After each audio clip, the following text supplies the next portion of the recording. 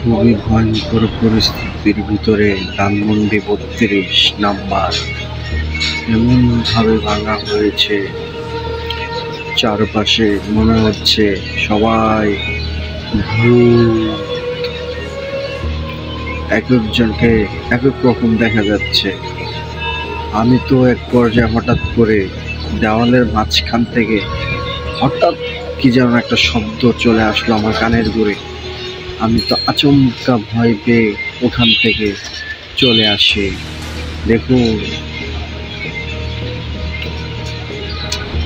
এটা মনে হবে শেখ মুজিবুর রহমানের বাসভবন ছিল, ধানমন্ডি ৩২ মুর্দাবাদ। তো আমরা অনেক হাঁটাহাঁটি করে ঘোরাফেরা করে দেখি এক পর্যায়ে বহু মানুষ এখানে আসছে তার বাড়িটা দেখার জন্য। আসলে এক পর্যায়ে আমাদের জন্য বিব্রতকর ছিল, কারণ ভিতরে তো যাওয়াই যাচ্ছিল না। যে অন্ধকার রোডে আমি খুব ভয় পেয়ে গেছিলাম। তো যাই হোক, তারপর আমরা হাঁটতে থাকি। তারপর দেখি ইনকিলাব জিন্দাবাদ, মুজিব। আসলে জানি না কি হবে এই বাড়িটার ভবিষ্যৎ। যাই হোক, যারা জাননি তারা হয়তো ভালোই আছেন, কিন্তু এক লোকে এখান থেকে জিনের শব্দ পর্যন্ত পেয়েছিল ইট ভাঙার।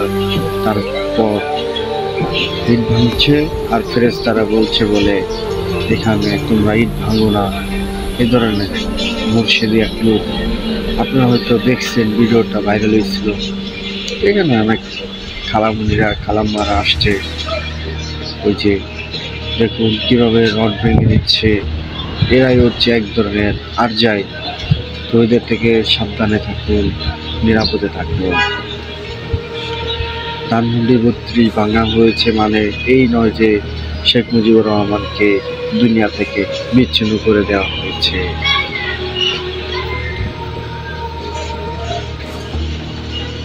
আমরা যখন এইসব ভিতরে ঢুকি, রুমের চারপাশে অন্ধকার ঘুটঘুটে আর গন্ধ ছড়াচ্ছে।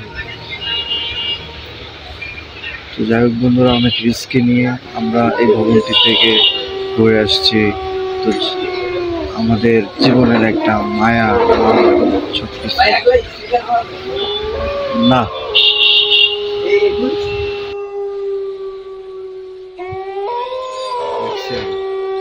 মানুষের প্রতি জুলুম করলে জুলুমের পরিণতি কি হইতে পারে একটিবার ভাবিয়া দেখিও।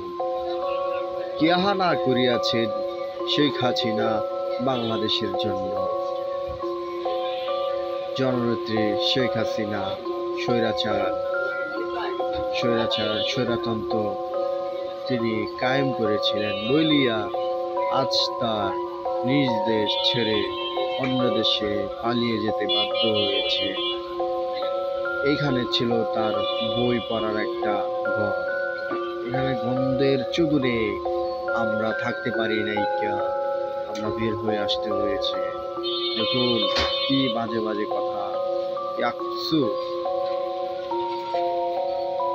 যাই হোক বন্ধুরা, আপনারা দেখছেন, ভাঙছেন, যাই কিছু করছেন, সাবধান। এখান থেকে ইট পাথর যাতে কেউ বাসায় নিয়ে কোনো কাজে না লাগান। এখান থেকে যদি ইট পাথর নিয়ে কাজে লাগান তাহলে কিন্তু অবশ্যই আপনাদেরকে হামলা করবে। কারা হামলা করবে?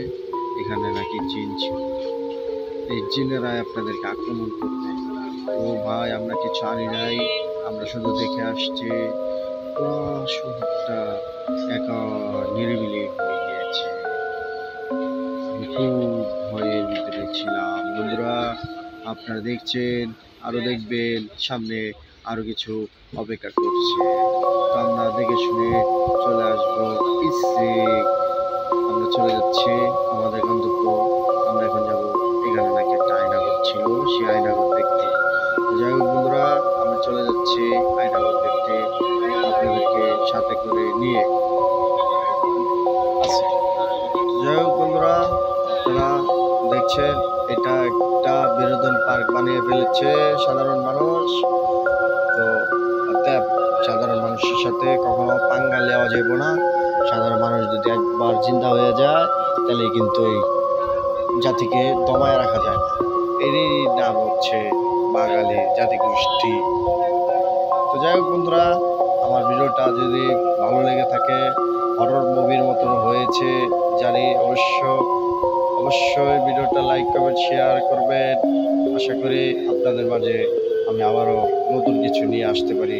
এই তো আয়নাঘর ছিল বলে এখানে নাকি লাশ পাওয়া গিয়েছিল, এটা একটা ডাহা মিথ্যা কথা গুজব ছড়িয়েছিল কিছু সংখ্যক লোক। অর্থাৎ এ থেকে আমরা বিরত থাকি, গুজব হতে সাবধান।